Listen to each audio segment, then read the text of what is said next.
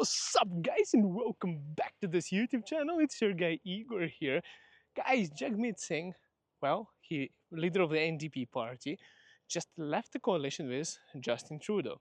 So, are we going to have an election in Canada prematurely? What is going to be happening? Did Jagmeet Singh decide to, the what do they call him, sellout Singh, right? Because some people say that he sold himself kind of for Justin Trudeau's coalition. Well, the fact is, guys, we have a lot of things happening in Canada. We have a problem with immigration. That is big news coming up about immigration. I'll cover it in this video as well. There is a big thing about happening with the housing market in terms of the interest rates, and now we might have election, and that too is one of the historical highest unemployment rates and inflation rate. And official inflation rate is between 1 and 3%, right? So that's why they lowered down the interest rates. That's the first news. The interest rates is down by 25 basis points once again. So closer to the end of the year, guys, and that's what everyone is waiting. The interest rates to be less than 4% by end of this year. And I'll tell you guys later about this, but hear me out about this entire situation, guys. What's happening in Canada now? I know a lot of people on this channel are expecting me to come out in this video and say that, people love it right now. Everyone is leaving Canada. It's a shithole country. We are overpopulated. Insane amount of immigrants came here, especially from one region, and things like that. So people want me to make a video and start shitting on Canada. And today I want to say, guys, I'm going to be trying to be more objective and not do that. I'm not going to be shitting on Canada in this video. I'll be trying to be more positive today. So first of all, guys, well, why did Jagmeet Singh leave that coalition? Well, we know that Pierre Poilievre was actually telling him to do that. And in fact, it's understandable because, Justin Trudeau, especially in where I am in Alberta, became one of the most hated figure in Canadian political history. So obviously some parties, not to damage their own ratings, probably, or some other forces were involved, decided to leave that coalition, right? Now, also, in terms of the interest rates, guys, I want to tell you guys, let's go to a community there. I'll show you some more stuff. I'm back to Canyon Meadows. I'm back home. I'm back to my community. Yeah, guys, I was in Midnapore in Calgary. Now I'm back to Canyon Meadows. That property is now on long-term tenancy, and that's it. So I'm back. I'm back to my old community. It's nice community. I like Canyon Meadows. My wife likes it even more than I do. So, and happy wife, happy life, as they say. So I'm back. So you're going to be seeing familiar sceneries from years back. I'm going to be making videos from this community again in southwest of Calgary. Anyways, guys, I want to say that with the interest rates right now, a lot of people are, people are always doing their own thing in real estate. It's always like everyone is saying, well, buy low, sell high, and in stocks, in real estate and everything. But in reality, nobody ever follows that logic. So what everyone follows is whatever their friends are doing. So when there will be a mass of people running on the market, buying up real estate, that's when you're going to start calling me and saying, hey, Igor, I know you're with the XP Realty. I need you to help me. Help me buy a house, or something like that. And, well, the reality on this situation is pretty simple, guys, is that most people are going to be calling me when everybody else is going to be calling me. And I'll tell you guys, well, I'm still buying properties for people from Vancouver right now, shopping for investment property. Just recently purchased a property, guys, in Seaton. And I'm always busy. If you're asking if I'm busy or not, guys, I just don't have time to publish those things like purchased, sold, and all those realtor crap people publish on their social media. I just don't get time for that. I'm too busy with real estate. But anyways, I want to say that a lot of people are waiting and thinking. And I talk to people that are waiting for the interest rates to go down. They're waiting for the right moment. And in reality, guys, is that interest rates probably not going to go to 1% like ever again. Probably not in my lifetime. Well, it went once, so I don't expect it to go again because it's like a historical anomaly unless we have another pandemic or something happening. So I don't expect that to happen.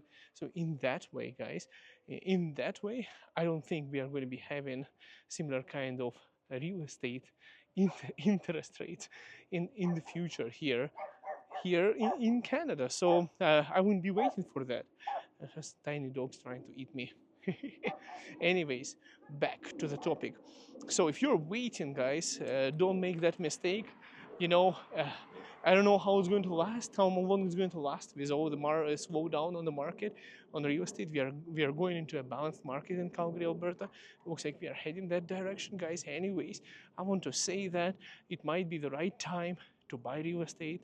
Might be the right time anywhere from now and until maybe half a year from now, maybe 1 year, maybe 2 years. We don't know how long it's going to last. But anyways, long story short is that I know most people are not going to listen to me, and they're just going to wait.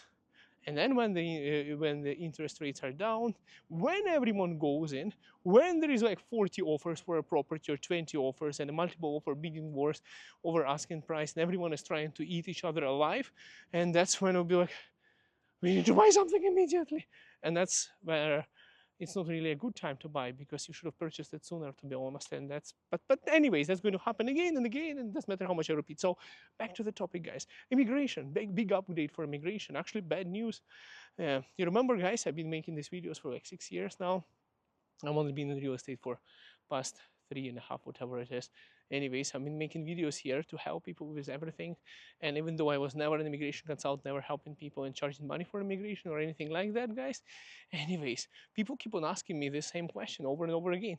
Can I come to Canada as a visitor and then apply for a work permit? Can I come here as a visitor, find a job, and then apply for a work permit? Not anymore. So starting on the 28th, I believe it was in August actually. But anyways, I'll leave that article in the description of this video so you can read for yourself. Announcement from our Mark Miller, right? Minister of Immigration, I think it's his name, correct? Me if I'm wrong. Anyways, guys, the announcement is that you cannot apply from visitor visa status to a work permit anymore. So, short answer is no. Now, in terms of bad news for immigration, well, of course, guys, I don't know what's going on TikTok and on social media. It seems like everyone is hating on an Indian community, especially Punjabi community in Canada. I'm reading lots of hate. It's just insane, guys. Now, I want to remind, my wife is from India, and she's from Mumbai, but her parents are from South India, from Kerala. Anyways, guys, I want to say that yeah, I don't speak Malayalam. But anyways, only a couple of words like Veshikanam, Tinanam, Turanam, and that's it. Anyways, guys, yeah, I want to say that there is a huge hate going on. I don't know why they're doing that, but I'm even on my Russian-speaking YouTube. I started a Russian-speaking YouTube channel as well.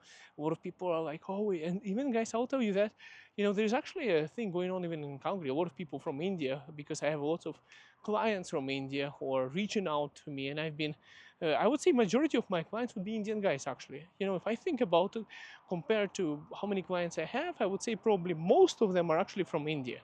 But anyways, I have a common theme like that, and it comes out from those people who are originally from India, who've been settled in Canada, also developing a certain hate towards that entire situation of a lot of people coming and flooding Canada as international students. I don't know, guys. You tell me in the comments, why is that so much of hate coming in, so much on TikTok especially? I don't know, misinformation, false information, or somebody trying to push a narrative, or an algorithm trying to produce such kind of hatred or something. I don't know. Let me know, guys, what's going on. I don't really like that. Anyways, I want to say, guys, that now everyone is hating international students, outlining one community and going against that community, which is crazy. And now there's some international students trying to limit them. But there are some good news as well. They are saying that those people who were on the work permit that is about to expire or just recently expired, or an implied status through PNPs, you'll be able to apply for an extension. I covered in my last video about that. So there is some light in the end of the tunnel, but a lot of things are, well, I see, it's crazy. First, international students were blamed. Okay, guys, I don't know why international students became scapegoats, but first, international students were blamed for the housing crisis because they're coming here with money, buying up houses. Then they said international students are so broke that they're taking the least paid jobs out of Canadians, and that's why we have such an unemployment rate. Huge ones as well, because people are willing to work for nothing, take abuse, and Canadians who are not willing to work for that kind of money don't get any jobs. So we have to put Canadians first, right? So it's a contradictory situation like that. But in reality, I'll say, guys, you know what? There is part of it is true, guys. But even though it's hypocritic for me to speak badly about international students, because people are like, oh, it shouldn't be a doorway to Canada immigration. You came to Canada, studied, and got lost, right? I disagree with that, guys. Honestly, Canada has marketed itself as a country for international students. Guys, I came here as international student. Why I came here? Guess what? Canadian education gives you extra points for express entry. Guess what? Canadian work experience that you get a work permit after graduating gives you extra advantage in points for express entry. Having a Canadian job offer, guess what? Gives you an advantage points for express entry. And also, studying in Canada can actually put you towards the PNP program on the province where you're located. And guess what? Give you extra points for your immigration. And also, what you do is you develop your language skills like French or English. And guess what? IELTS and stuff like that gives you extra points for your immigration. So, yes, I'm sorry to break it to you. Uh, it has been a pathway to Canada, including myself and for a lot of others. Now, I know there is a lot of scam going on, fake colleges opening up and things like that, which just shouldn't be there, and people taking advantage of international students. Basically, lots of Canadians are starting companies to just, loot the international students who are paying 3 to 5 times more than Canadian students, and I paid 3 to 5 more. And guess what, guys? If you study in Canada and you're paying 3 to 5 times more for education, you don't really get 3 or 5 times more education. Honestly, in Canada, I haven't learned anything new that I haven't learned in Ukraine when I was doing my economics degree, when I did my master's in business administration, basically, and economics of enterprise. I came to Canada. I did my education 2 years. It was a revision of things that I already knew, and I spent like $50,000. Do you really think an international student is just going to come and give away $50,000 without having a shot to stay in world's best country? So that's kind of delusional, and it's stupid. And who do you really want? Do you want a smart, educated, language knowing international students who get all the blame, or do you want somebody who doesn't speak a language or stuff like that? If you want somebody like that, I suggest starting a diversity visa lottery program like United States, because like, guys, I'm going to make fun of Ukrainians, because if I make fun of anyone else, I'm Ukrainian, so I can make fun of Ukrainians. If I make fun of any other culture, people are going to start stereotyping me, calling me racist or something like that. So I'm going to make fun of my own people. Yes, I'm Ukrainian, and guess what? You get a guy who is in Ukraine, sitting in the village, who is like, ooh, I just want to dial up internet. Well, I'm joking. It's way faster internet in Ukraine than in Canada, and cheaper too. But anyways, applies for this lottery visa in a village in Western Ukraine. There's just nothing going on, just like huts, not even a city, barely has any education, applies, bang, gets selected. Who? I'm going where? I'm going to America. America is waiting for me. I need to speak, I need to learn English. 1, 2, 3, 4, 5. Uh, Job, sir, please. Please. That's it. That's all they speak, right? So this guy comes to America, gets connected to Ukrainian or Russian community, who take full advantage of that guy, barely pay him anything because he doesn't speak English. He can find any other job, and here you go. That's taking advantage. And what the hell is that immigration purposes for? You get somebody who doesn't even speak English. You get somebody who is not educated, who doesn't have language skills, maybe in their mid 50s, like coming in like, I don't know where I am, but I won the lottery. Coming to the land of the dream, America. Anyways, I'm just joking about it. But in reality, guys, what if Canada had a diversity visa too? What do you think? Let me know in the comments down below. But guys, let me know if you like, if Canada was to introduce diversity visa, I would say this is how they should do it, and it would be cool if they did it. So express entry based on a country draw. So this way, guys, you would have a diversity. You would have, for example, highest score with a limited selection of people from that country. I know it's going to suck for Chinese and for Indians because most of the people are coming from there, but for the rest of the world, or other communities will be like, oh, that's a great idea. Let's say, there's a cap of 2,000 people from Nigeria, this much of thousands of people from Ethiopia, this much of 1,000 people of, like Qatar, Iran, or, like France. England and other countries. So what I'm saying is, if you set a cap for those countries, but you still select the ones with the highest score of of IELTS, I mean CRS score, you're probably going to get more diversity, and still you get best people out of each country. What do you think, guys, about this kind of situation? Because, guys, hear me out. It's very difficult to compete with Indians, especially for Europeans. We were never colonized. We don't give a damn about English language most of the times. It's like there is no pride of speaking English anywhere in Europe. Like, for example, it is people, my wife is from India. There is lots of pride of people knowing English. It's a sign of high education and understanding things like that. So it's unfair advantage that a lot of Indians are so smart, so educated. There's so much of competition, and that's why so many people are coming, because they're just smart. They're freaking educated. They have the best education and work experience in international freaking companies. And moreover, they can even get better LTS score than anybody else. Doesn't matter how smart you are in some European country, but if you don't speak English, you can get your proper LTS score. You don't qualify for CRS and Express Entry. So, what do you think about this kind of system? Let me know in the comments down below. I still think, in terms of what we have right now, is still pretty fair. But what do you think if we had a diversity visa in such a way?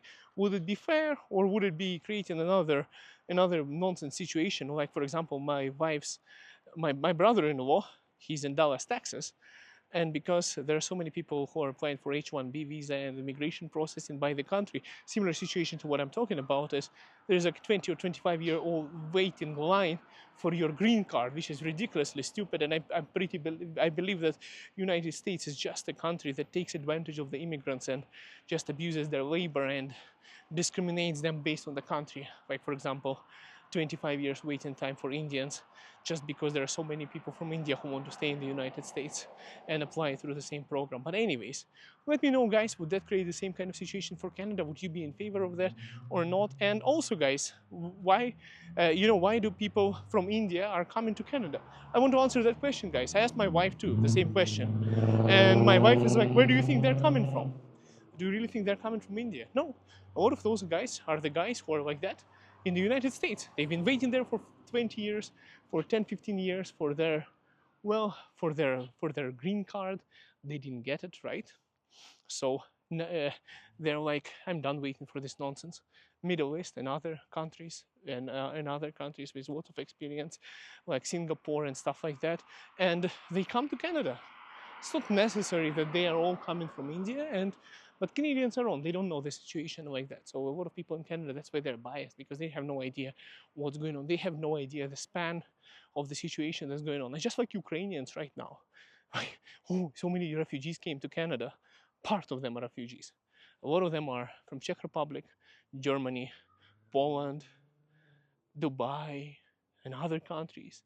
All those Ukrainians who actually do speak English have lots of savings, pretty wealthy, just an opportunistic people who were not even there when the war started in Ukraine. They just came here to take advantage of a free 3-year work permit, which they got extended for another 3 years right now, which was not done for any other country. And you could say that there is also a little bit of division there within this entire situation, and which shouldn't be, but it's a lot of people would argue that it's unfair too. So let's not get into all the divisions and stuff like that. I'm against divisions. I still don't even know why in 2024 we have global conflicts between countries.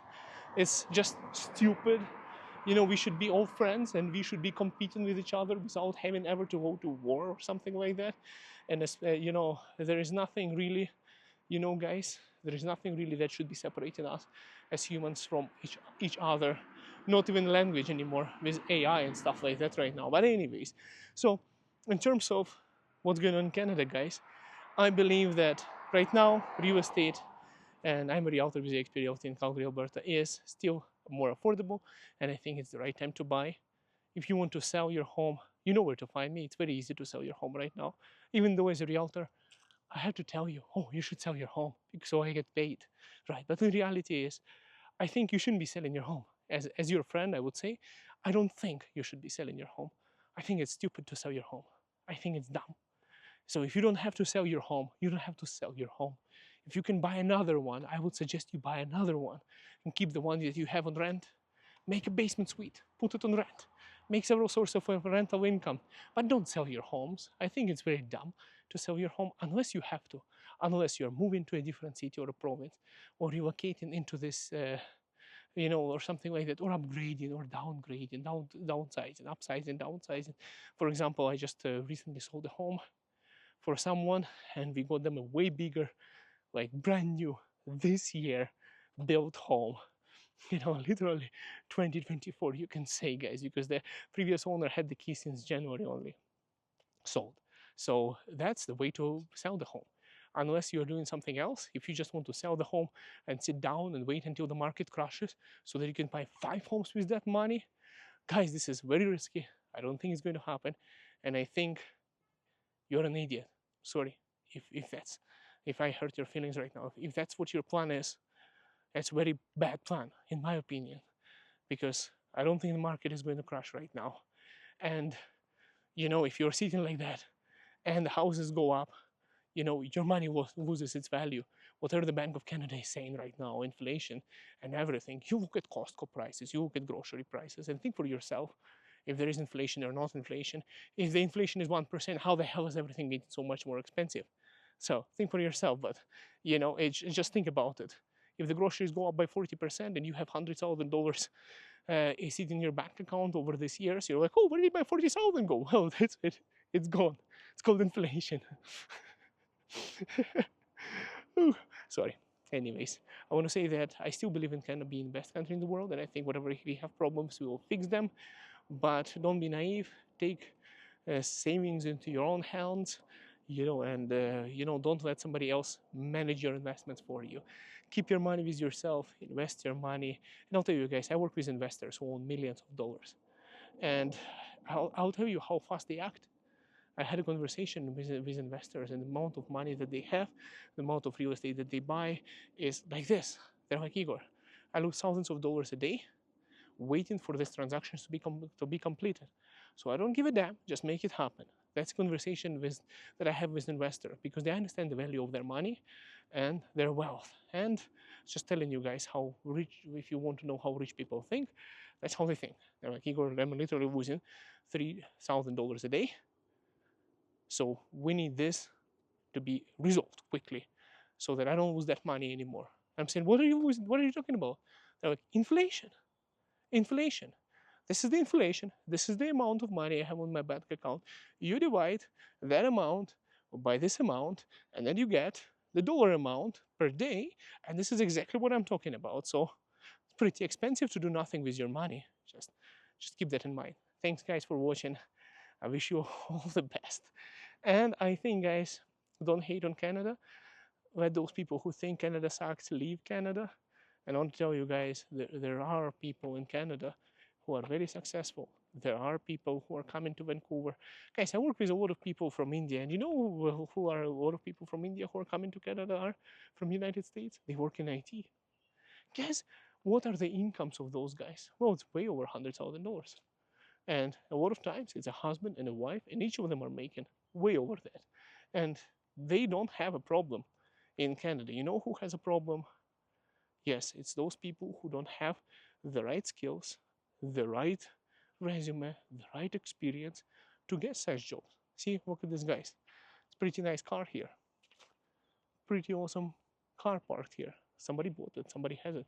Oh, look at this. There is a Porsche on the other side of the home as well. Check this out. So, just telling you guys, there is still opportunity in Canada. There's more opportunities than anybody speaks, and it's the best freaking country in the world. And I love the fact that you can be wherever your country come from and still be respected and valued as a member of society. But I got to tell you one thing, guys. One thing I had to say. I was in Glenmore Reservoir yesterday, and with my kids, and there was a kid running around with the machine gun, yelling Allahu Akbar and shooting that machine gun into the air. Yes, out of courtesy and decency and respect for other cultures. Do not do that in Canada. Especially don't let your children do something like that. It's just freaking ridiculous when you see something like that. There is nothing wrong with it, but the kids who are doing that are creating that stupid stereotype that the whites are society. What's going on here? They're building something. See, guys, they're developing new nester. Oh, okay, garage on the backyard suite. Backyard suite above garage. Wow, that's exactly that. Look at this. These are some smart people. Make a basement suite and a backyard suite, and then make double the rental income. Thanks for watching. And this is Smart Investors here. We'll see you next video. Bye for now.